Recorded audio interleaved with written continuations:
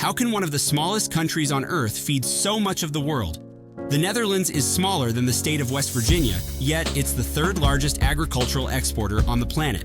Bigger than China, bigger than India, bigger than countries hundreds of times larger. So, how did they pull this off? And why might their farming success actually spark a crisis at home? Let's find out. The miracle of Dutch farming. Despite making up just 1% of Europe's farmland, the Netherlands produces 6% of Europe's food. That's staggering. They grow 1.5 million tons of onions, nearly 1 million tons of tomatoes, and export billions of dollars worth of potatoes every year. The secret? Dutch greenhouses. Nearly 24,000 acres of crops are grown under glass, an area almost twice the size of Manhattan. These futuristic farms operate year-round, use 90% less water, 97% fewer pesticides, and produce yields 10 times greater than conventional fields. 1 acre of Dutch greenhouse equals 10 acres of traditional farmland. For example, to grow 1 pound of tomatoes in China, it takes 34 gallons of water. The global average, 28 gallons. In the Netherlands, just half a gallon. Add to that drones, sensors, and robots monitoring soil, water, and plant health, and you have one of the most efficient farming systems in the world. But this success didn't appear out of nowhere. It's rooted in a national tragedy. The Hunger Winter. During World War II, in the winter of 1944 to 45, the Netherlands faced a devastating famine. German forces cut off food and fuel shipments. The winter was brutally cold. City residents walked miles in freezing conditions to trade valuables for potatoes. Others survived on tulip bulbs and sugar beets. Rations dropped to just 580 calories per day. By the end of it, more than 22,000 people had died. This event became known as the Hunger Winter. For the Dutch, the memory was seared into national consciousness.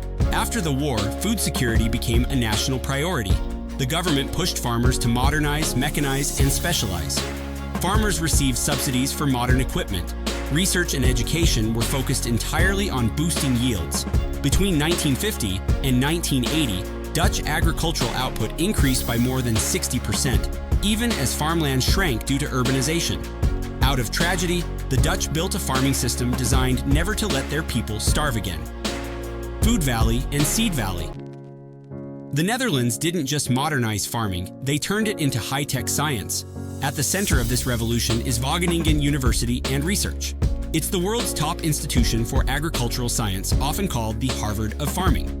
Surrounding it is Food Valley, the Silicon Valley of agriculture. Over 1,500 companies, labs, and startups are clustered there. Giants like Coca-Cola, Nestlé, and Cargill all have R&D centers nearby. Here, researchers develop new methods in food safety, crop science, packaging, and automation. Innovations that are quietly shaping how the world eats. And it doesn't stop there.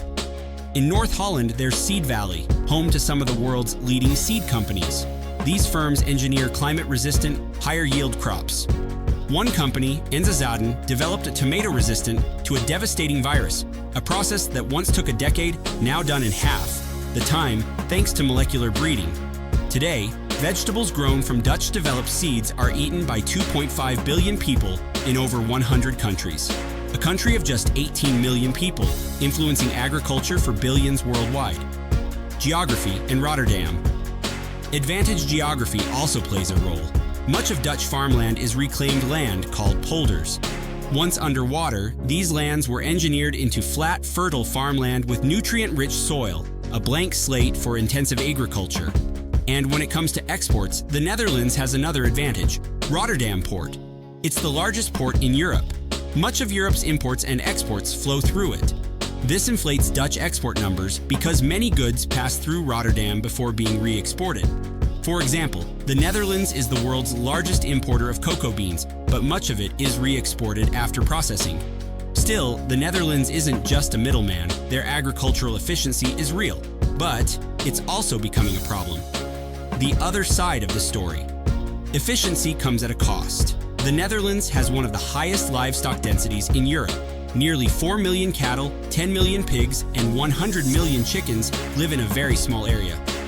The result? Massive nitrogen emissions. Nitrogen runoff pollutes soil and water, kills biodiversity, and creates serious air pollution.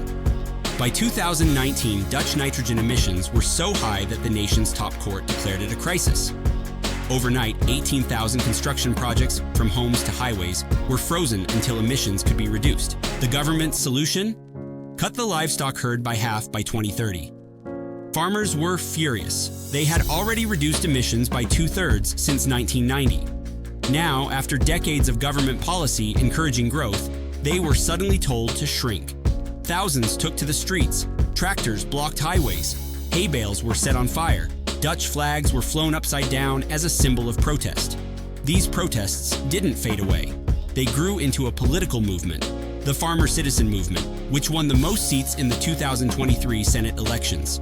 The same farming success that made the Netherlands a global model has become a national crisis: the future of food. So, what's next? The Dutch government is now investing billions into buyouts, relocations, and cleaner farming technologies. Farmers are being offered compensation to reduce livestock herds or switch to sustainable methods. But the challenge isn't just Dutch, it's global. By 2050, humanity will need to produce more food in the next 40 years than in all of the past 8,000 years combined, and do it sustainably. The Netherlands, tiny but mighty, may be the testing ground for how the world feeds itself. So, is the Netherlands the model of the future, or a warning of what happens when efficiency comes at an environmental cost?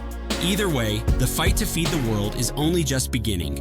With that said, thanks for watching, and until next time.